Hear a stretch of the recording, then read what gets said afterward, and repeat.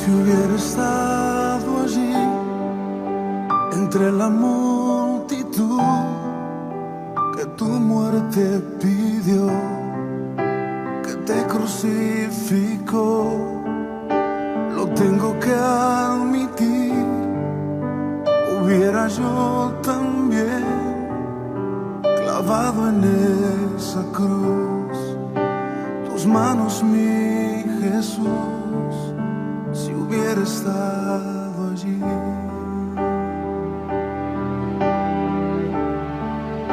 Pensándolo más bien, también yo estaba allí. Yo fui el que te escupió y tu costado hirió. Pensándolo más bien, yo fui el que coronó de espinas y dolor tu frente, buen Señor. También yo estaba allí.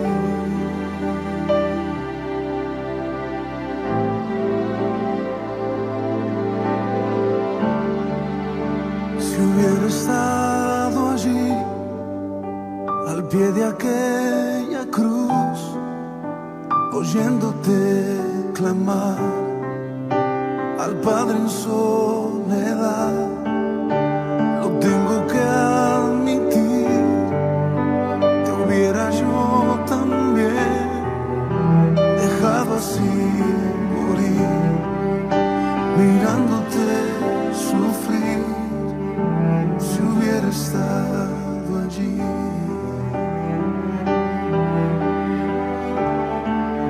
Pensándolo más bien, también yo estaba allí. Yo fui el que te escupió y tu costado hirió. Pensándolo más bien, yo fui el que coronó de espinas y dolor tu frente, buen Señor.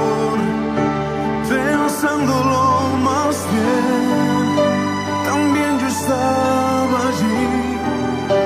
Yo fui el que te golpeó y de ti se burló. Pensándolo más bien, yo fui el que te azotó, yo fui el que laceró tu espalda, mi Señor. También yo estaba allí.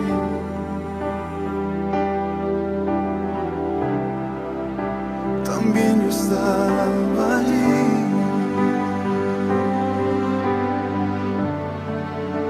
También yo estaba allí.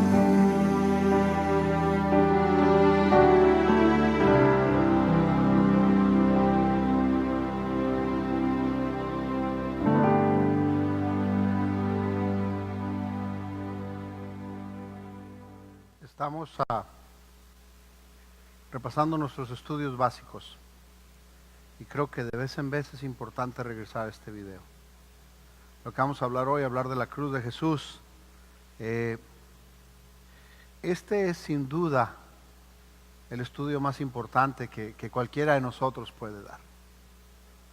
La razón por que hablamos de esto y enseñamos esto es porque queremos que la gente entienda personalmente lo que Jesús hizo en la cruz por cada uno de nosotros.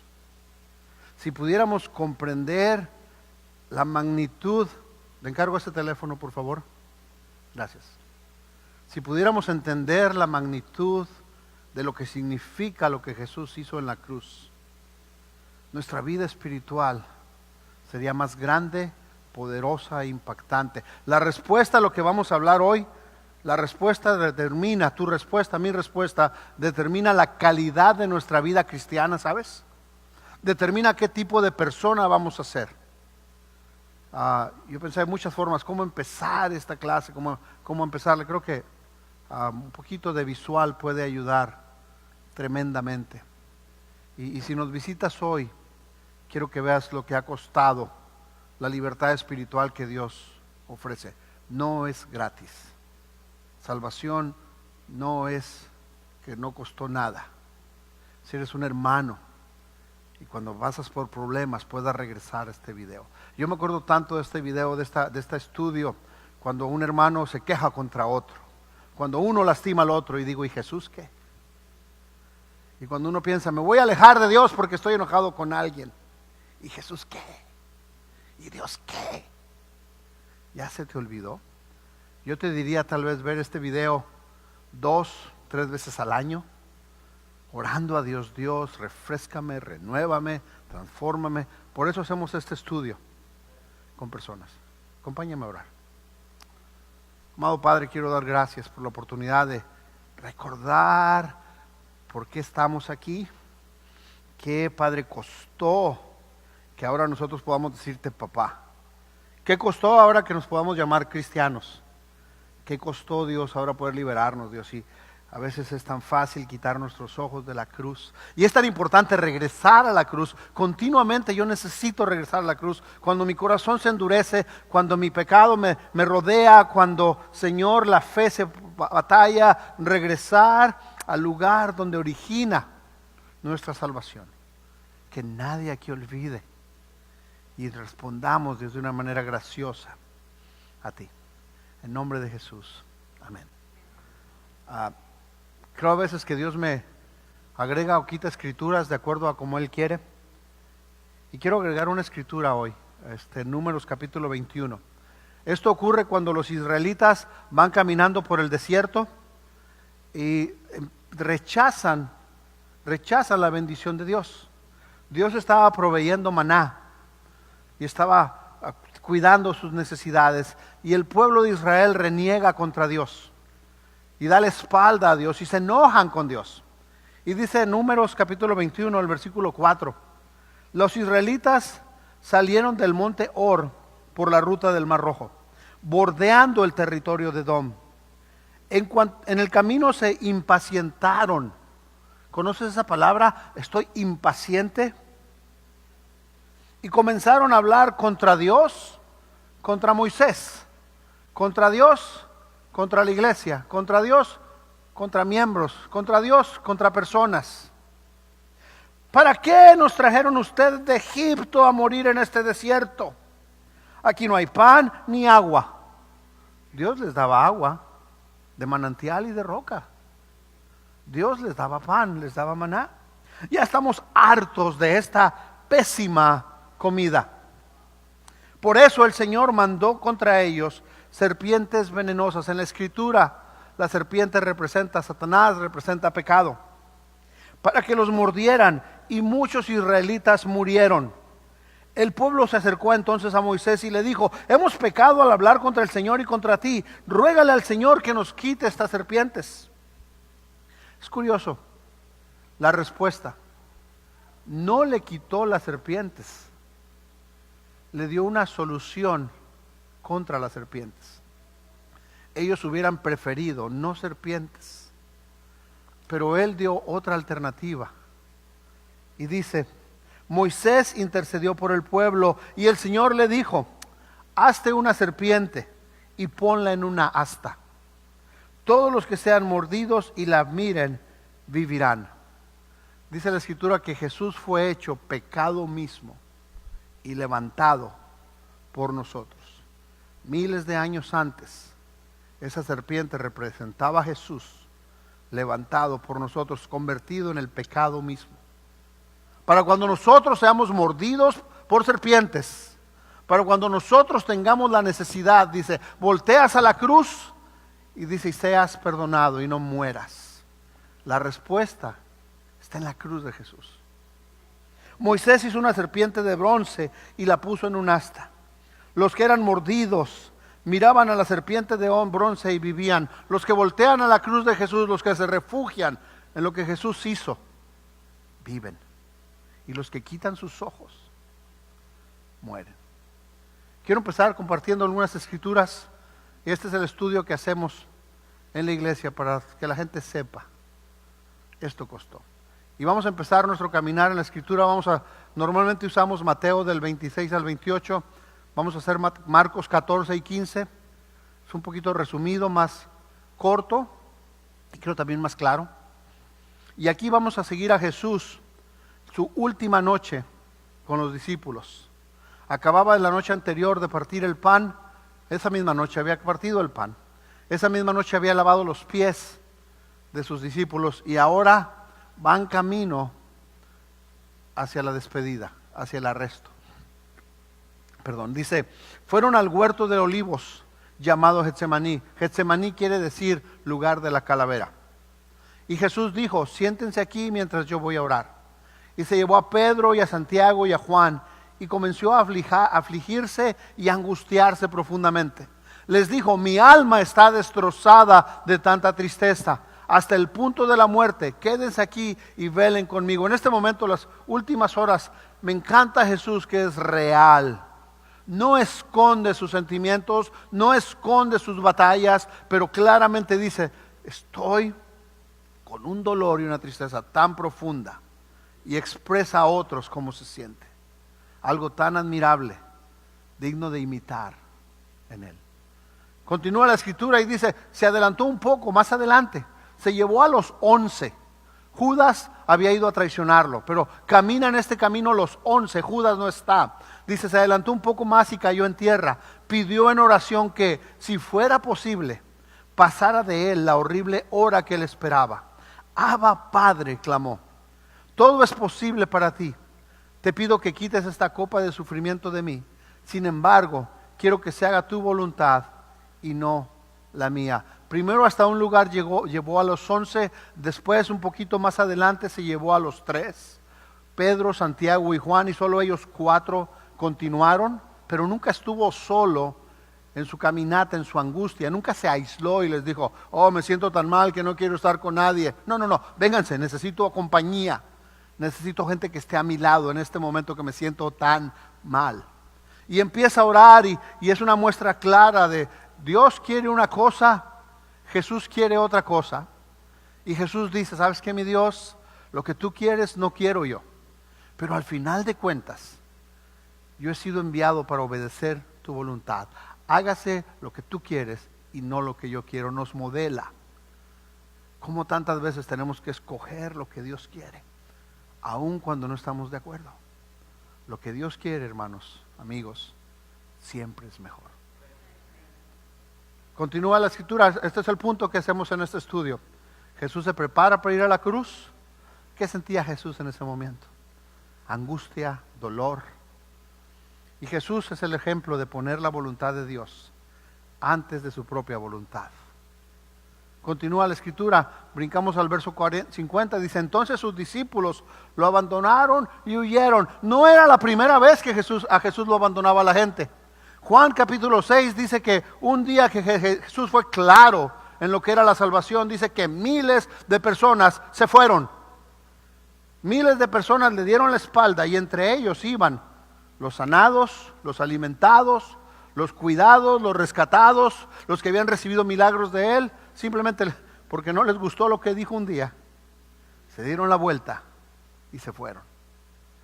Versículo A, Jesús es abandonado en ese momento, sus amigos lo abandonan.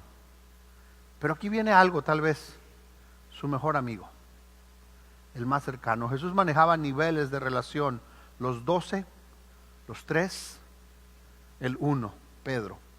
Mientras tanto, Pedro estaba abajo. Dice la escritura que Pedro fue siguiendo a Jesús y el grupo de soldados, iba siguiéndolo de lejos. Pedro estaba abajo en el patio.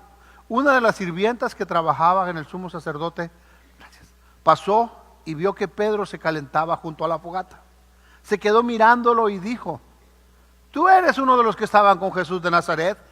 Pero Pedro lo negó y dijo, no sé de qué hablas. Salió afuera a la entrada y en ese momento cantó un gallo. Dice que Pedro lo negó 3 veces. Primero con una sirvienta, luego con la misma sirvienta y luego con otra persona, y a la tercera vez cantó el gallo. Cuando la sirvienta vio que Pedro parado ahí, comenzó a decirle a los otros, no hay duda que este hombre es uno de ellos. Pero Pedro lo negó otra vez. Un poco más tarde, otros de los que estaban ahí confrontaron a Pedro y dijeron, seguro que tú eres uno de ellos porque eres Galileo. Pero Pedro juró, primero dijo que no, luego lo prometió, luego lo juró. que caiga bajo maldición si les miento.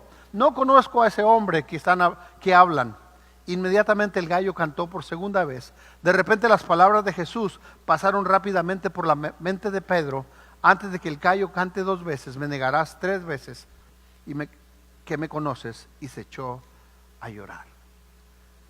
El mejor amigo de Jesús le dio la espalda y lo negó. Podemos relacionarnos con esto. Tal vez algunos aquí han sido negados por su mejor amigo o traicionados por su mejor amigo.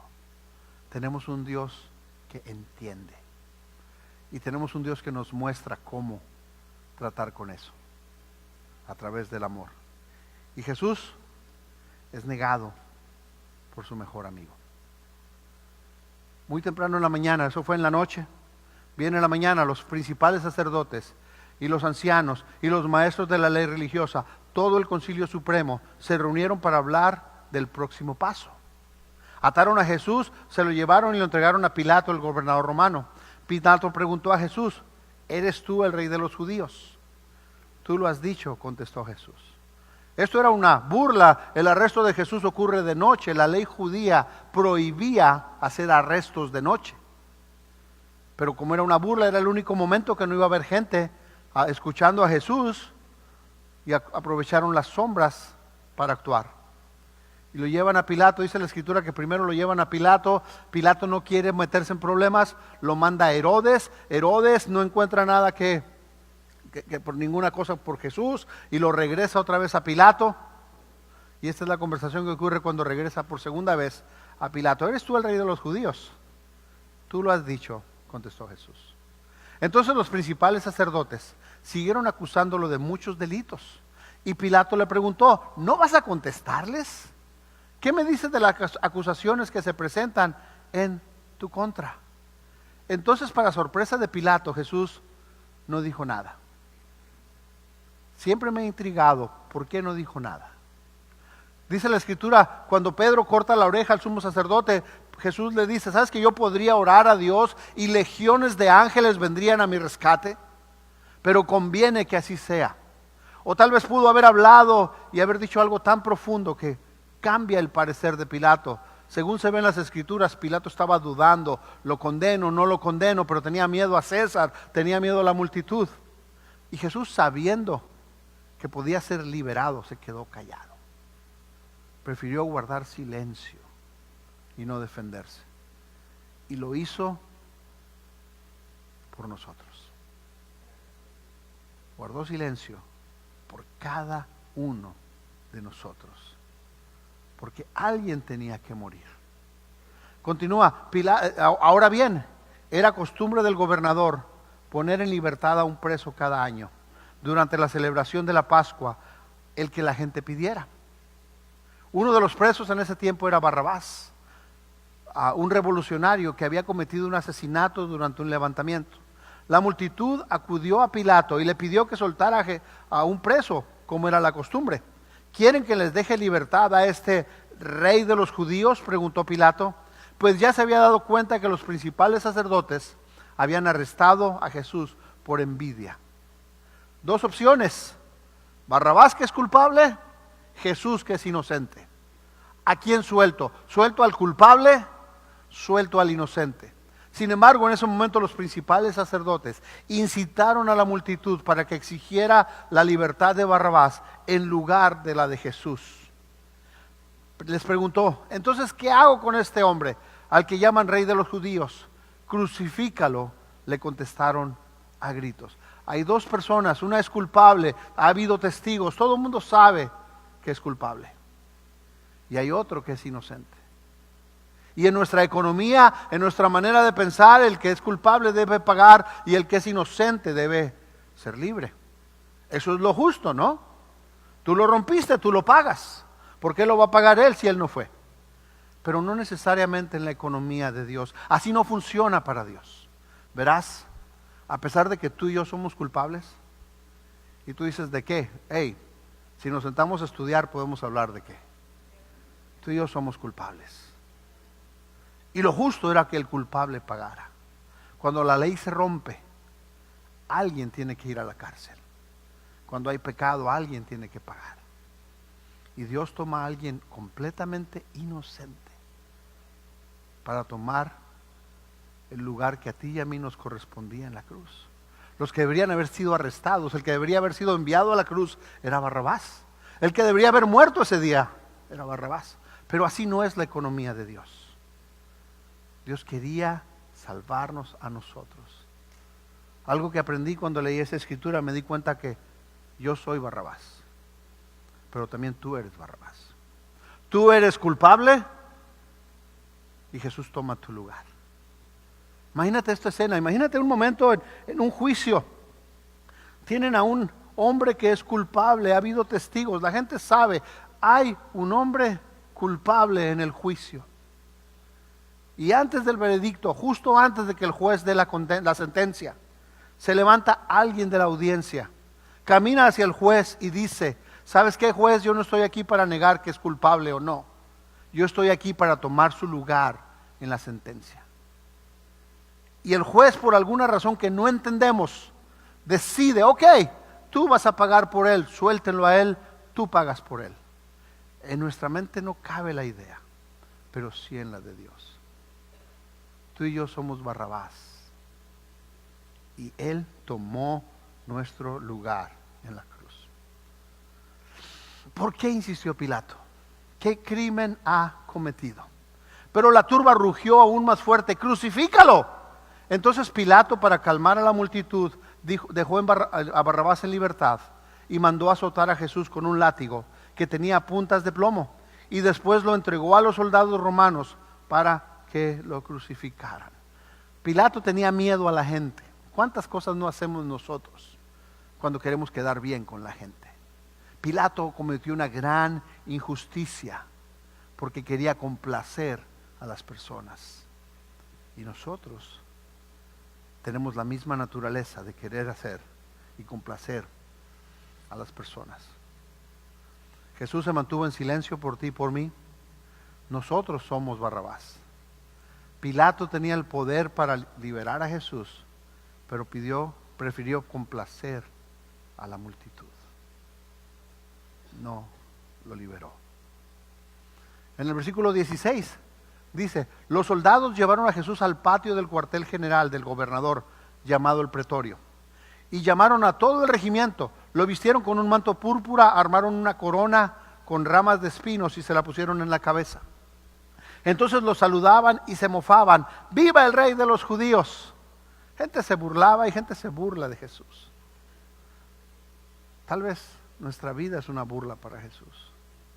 ¿De qué manera nosotros nos burlamos de Jesús? Y lo golpeaban en la cabeza con una caña de junco, le escupían y se ponían de rodillas para adorarlo burlonamente. Cuando al fin se cansaron de hacerle burla, le quitaron el manto púrpura, volvieron a ponerle su propia ropa, luego lo llevaron a un lugar para crucificarlo. ¿Cómo se sentiría Jesús cuando la gente se burlaba de él en ese momento? Pero yo también pienso en hermanos, hermanas, cuando olvidamos la cruz de Jesús, ¿no esa es una burla para Dios? Cuando regresamos y corremos del lugar donde nos rescató, ¿no esa es una burla para Dios? Cuando regresamos a las viejas cosas que hacíamos, ¿no esa es una burla para Dios? Jesús murió para darnos un futuro, dice, y una esperanza. ¿De qué manera nosotros podemos burlarnos de Jesús? La respuesta, sinceramente, ¿qué le falta a nuestra iglesia? Nuestra iglesia no tiene un problema de falta de crecimiento, no tiene un problema económico, no tiene un problema de falta de relaciones. Nuestro problema realmente es en el corazón de las personas. ¿Qué le falta a este mundo? El problema radica en el corazón de las personas, que hemos quitado los ojos de la cruz de Jesús. Se nos ha olvidado lo que costó. Es ahí el problema. No es un problema así, es un problema así, ahí. Un hombre llamado Simón, que pasaba por ahí, pero era de Cirene, venía del campo justo en ese momento, y los soldados lo obligaron a llevar la cruz de Jesús. Simón era el padre de Alejandro y de Rufo. ¿Sabes qué? Este hombre ni conocía a Jesús, lo obligaron a cargar su cruz, pero después en el libro de Hechos menciona estos 3 nombres que se convirtieron en cristianos. Un momento que vieron a Jesús bastó transformar sus vidas. Y llevaron a Jesús a un lugar llamado Gólgota, que significa lugar de la calavera. Le ofrecían vino mezclado con mirra, pero él lo rechazó. Ese mismo lugar, en ese mismo lugar, 4000 años antes, Abraham iba caminando con su hijo para sacrificarlo a Dios. En ese mismo lugar, en ese mismo monte, 4000 años antes, justo en el momento que Abraham iba a sacrificar a su hijo, la voz de Dios lo detiene y le dice: para, porque en este mismo lugar Dios va a ofrecer y traer el cordero del sacrificio, y ese no es tu hijo, pero es el cordero que Dios va a proveer. Y tomó 4000 años para cumplir esa profecía. Tomó 4000 largos años para que poder ver cómo Dios proveía el cordero que liberaba a los hijos de Dios. Y eso es lo que tú y yo vemos. Yo me alegro tanto vivir en este tiempo, porque podemos ver y conocer a Jesús y disfrutar lo que todas estas personas no pudieron disfrutar, una relación con Él de la manera como Él la da. Dice: después los soldados lo clavaron en la cruz, dividieron su ropa y tiraron los dados para ver quién se quedaba con cada prenda. Eran las 9 de la mañana cuando lo crucificaron. Un letrero anunciaba el cargo en su contra, decía: el rey de los judíos. Con él crucificaron a 2 revolucionarios. En otra versión dice 2 ladrones. Ser ladrón en aquel tiempo era el peor crimen que alguien podía cometer. Los ladrones eran el crimen más, era peor que un asesinato, ser ladrón. Y la cruz era una forma de humillar públicamente a Jesús. Uno a su derecha, otro a su izquierda. La gente que pasaba por ahí gritaba insultos y movía la cabeza en forma burlona. ¡Hey! Pero mírate ahora, le gritaban. Dijiste que ibas a destruir el templo y a reconstruirlo en 3 días. Muy bien, sálvate ahí mismo de la cruz, bájate de la cruz. Los maestros sacerdotes y los maestros de la ley religiosa también se burlaban de Jesús. Salvo a otros se mofaban. Pero no puede salvarse a sí mismo. Que este Mesías, este rey de Israel, baje de la cruz para que podamos verlo y creerle. Hasta los hombres que estaban crucificados con Jesús se burlaban de él. La crucifixión tenía una razón bien específica para hacer. No solo era matar a alguien, había muchas formas de matar a alguien. Podían decapitarlo, podían atravesarle una espada en el corazón. No se trataba de matar, se trataba de humillar, se trataba de degradar la humanidad. Se trataba de que cuando estuviera en la cruz empezara a clamar por misericordia. Se trataba de quebrantar la voluntad de Jesús. Se trataba de que públicamente, al estar en ese momento de agonía, gritara: es mentira, no soy el que dicen, es mentira. O renegara de su fe, o empezara a decir maldiciones porque querían quebrantarlo. Ese era el propósito de la cruz. No solo era matar de una manera dolorosa, era quebrantar la voluntad de Jesús. Y dice la Escritura que Él no lo hizo, porque pensaba en ti, pensaba en mí. Tu respuesta a la cruz hace toda la diferencia. Y dice: bájate para creer. ¿Sabes que aunque se hubiera bajado no hubieran creído? Aunque ahí mismo quita los clavos, se baja, no hubieran creído. Le hubieran dicho tal vez: oh, Satanás te acaba de liberar. Oh, tu poder es del maligno. No hubieran creído. Porque a veces ni viendo creemos, ni sabiendo creemos.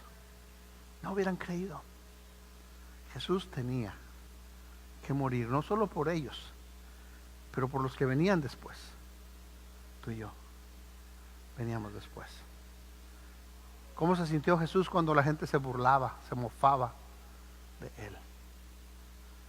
Si hubieran sabido, si hubieran entendido a quién estaban poniendo en la cruz, si hubieran entendido el propósito, la razón por la que Jesús hacía esto.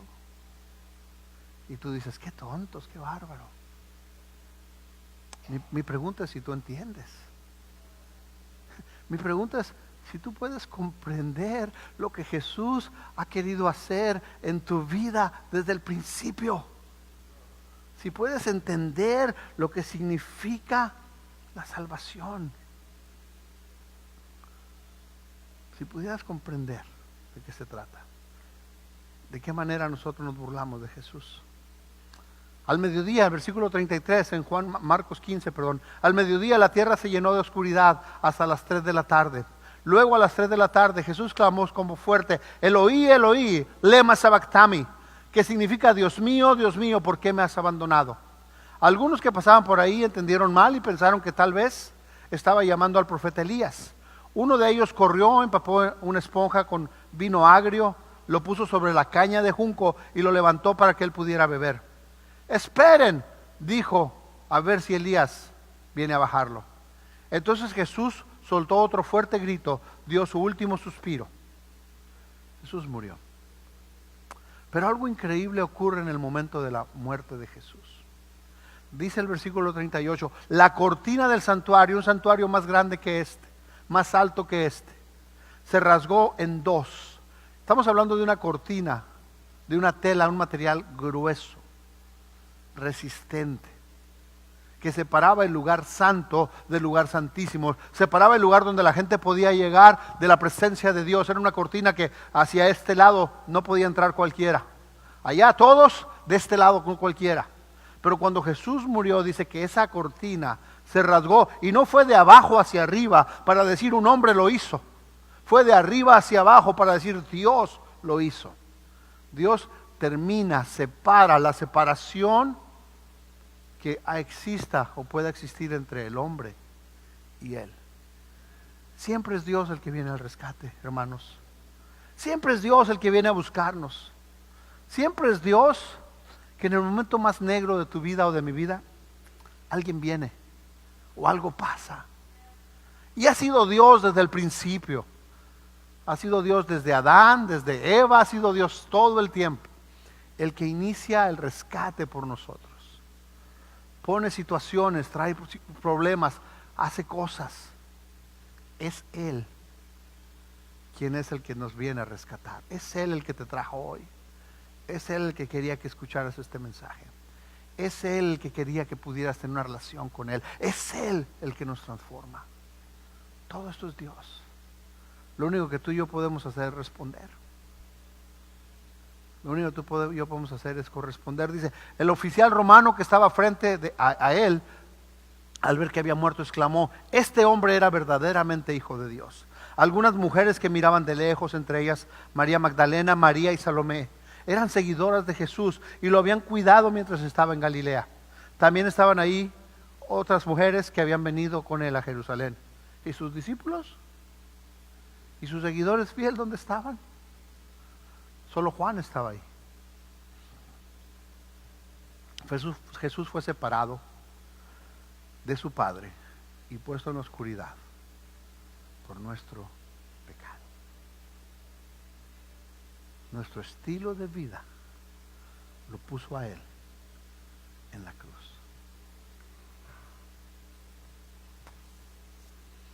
¿Cómo respondemos? ¿Cuál es la respuesta correcta? ¿Qué es la respuesta adecuada cuando reconoces que Jesús fue a la cruz por ti y por mí? ¿Cuál es la respuesta que debería venir? ¿Cómo deberíamos tú y yo responder? Y es todos, seas cristiano o no seas cristiano, ¿qué espera Dios de nosotros? ¿Cómo espera que respondamos?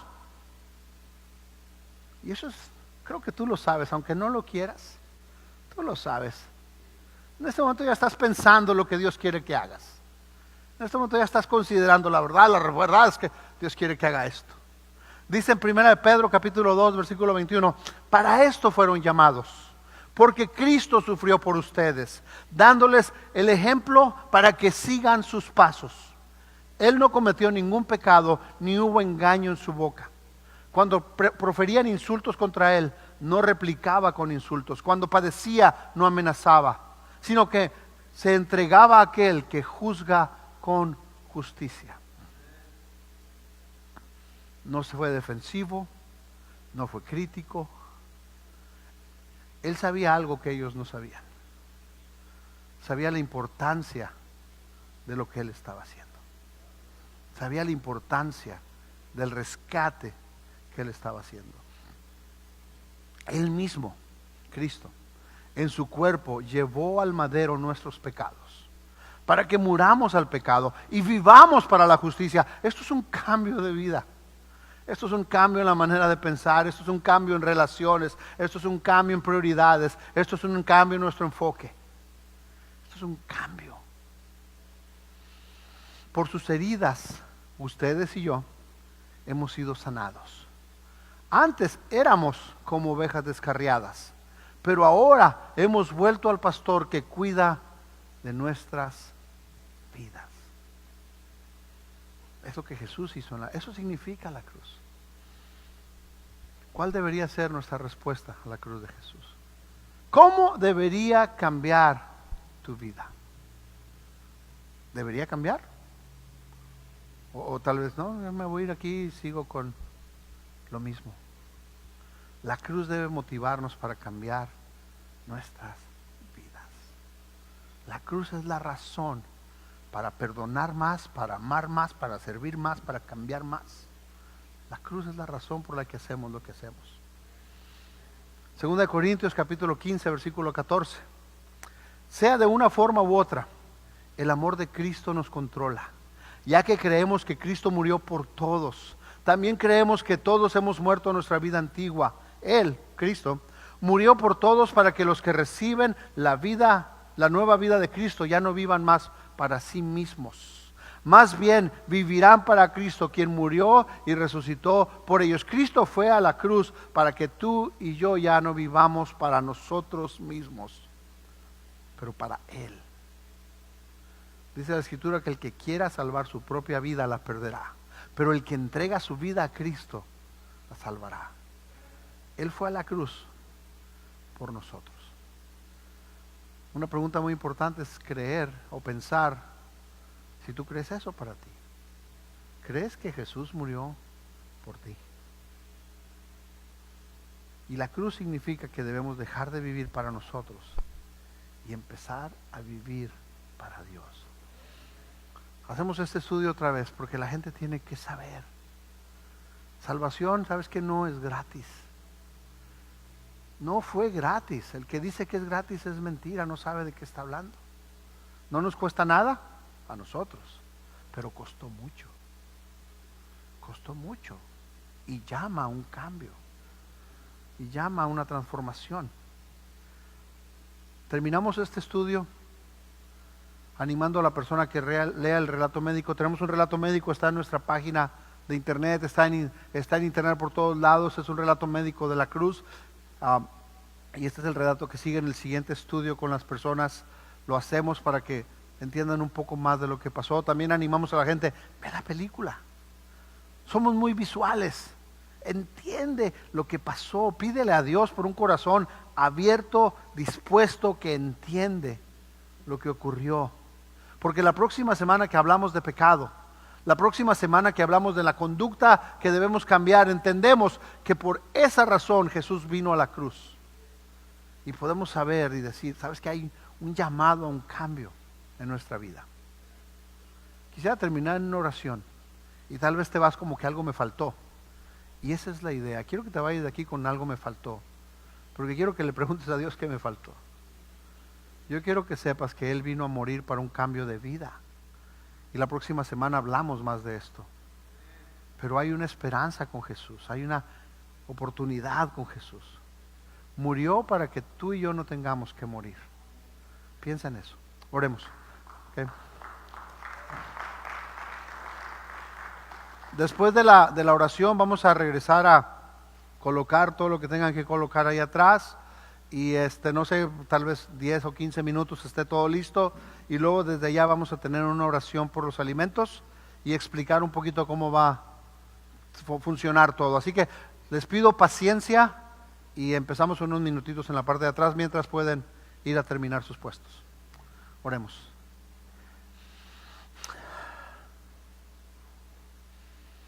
Padre poderoso, Dios, ¿qué sería de nosotros sin ti, Padre? ¿Qué sería, Dios, de nuestra vida sin la cruz de Jesús?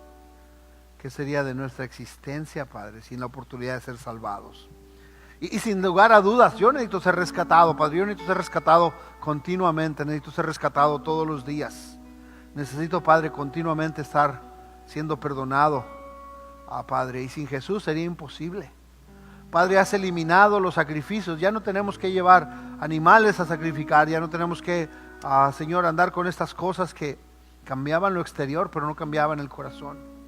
La cruz de Jesús, la cruz de tu Hijo, de nuestro hermano, nos llama a un cambio interno. Nos llama a un cambio profundo en nuestro corazón, mi Dios. Nos llama a vivir para ti, Padre. Nos llama, Dios, a una vida diferente. Ayúdanos, Señor, Padre, que esto cree fe. Sí, Padre, tal vez dolor, tristeza, pero esta sea una tristeza que nos lleva a un cambio. Que este sea un pesar que nos lleva a meditar en nuestra vida y decidir, Dios, vivirla para ti.